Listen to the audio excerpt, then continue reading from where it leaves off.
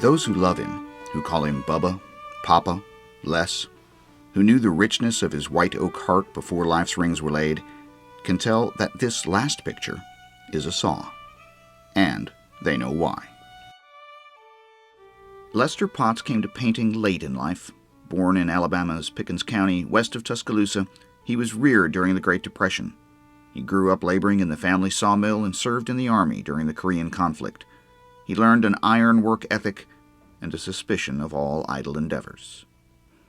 But in his mid-70s, Lester Potts fell under the grip of Alzheimer's, a disease that clouded his mind and robbed him of his strength.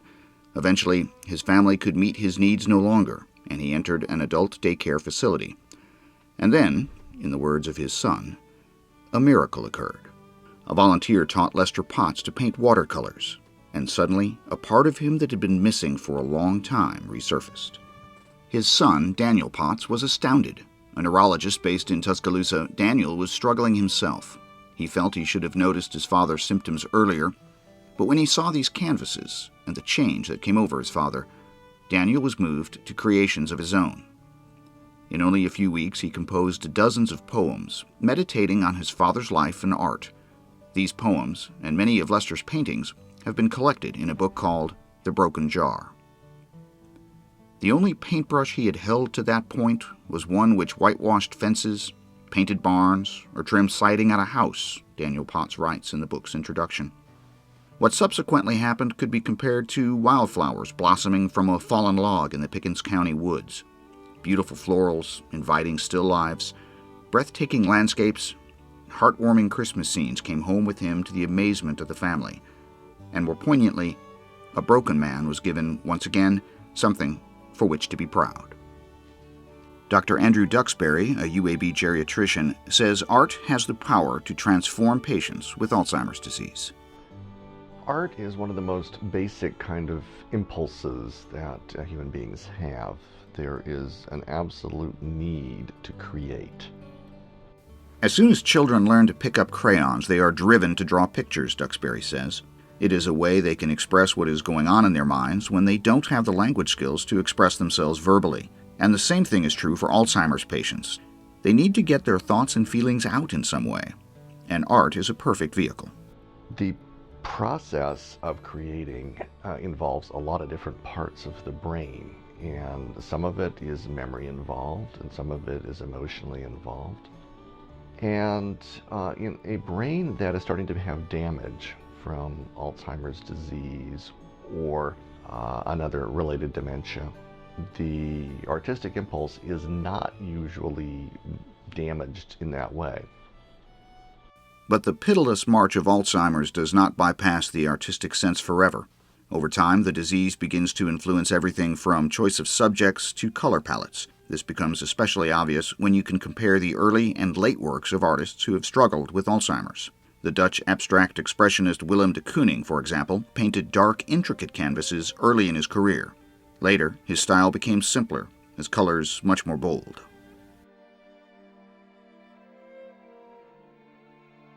As the disease progresses, however, it eventually obliterates everything in its path.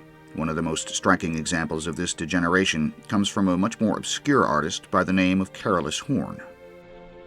Carolus Horn was a Swiss magazine illustrator, and he took annual vacations to Venice, where he used to sketch, and one of his favorite subjects for sketching was the Rialto Bridge in Venice, and so we just happened to have many different views that he did over the years of that particular subject.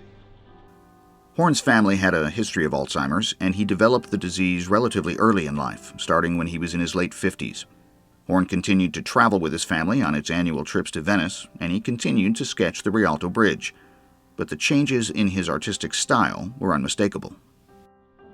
If you look at Alzheimer's art in general, these are very usual things that one sees. There tends to be a choosing of very bright primary colors over more soft pastel or shades. There is a loss of 3 dimensions in drawing for flatter 2 dimensions. There is a more simplistic rendering of the world. Detail goes away. In the very late stages of the disease, Duxbury says, patients are usually no longer capable of communicating verbally, and the only way they can express themselves is in terms of shapes or smears. A single color, such as Horne's red, dominates.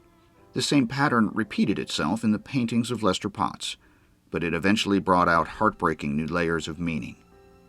Much like human life, the early works were simplistic and primitive, Daniel Potts writes.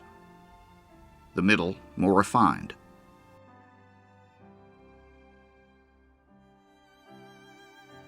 And the latest paintings, strangely rudimentary, yet intriguing.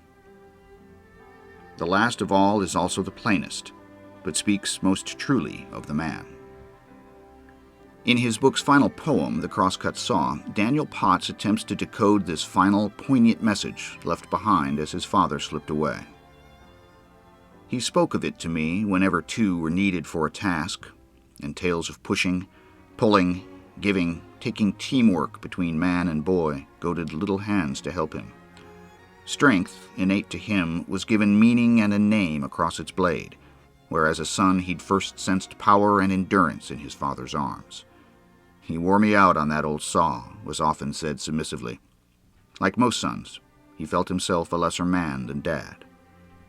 Through murky mists he strains expectantly to see his father's face, no longer there, and feel the tug of steely arms which first embodied might. When looking on the crosscut saw, one notices a missing end.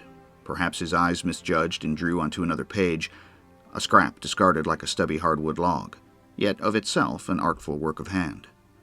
In deepest spaces of the soul, I know this theory won't suffice, for amidst fragments of a broken mind, longings of a wandering heart, and comforts of a loving God, the undone portion takes its shape. A handle clasped by nail-scarred palms, familiar, strong, and true, which can't be painted, only felt, in pushing, pulling, giving, taking teamwork between friends. So the saw remains, its image speaking for the one whose severed sentences stack up like stumpy syllables upon a sawdust bed. The sum of what it says is this: strength, labor, trust, family, love, and home.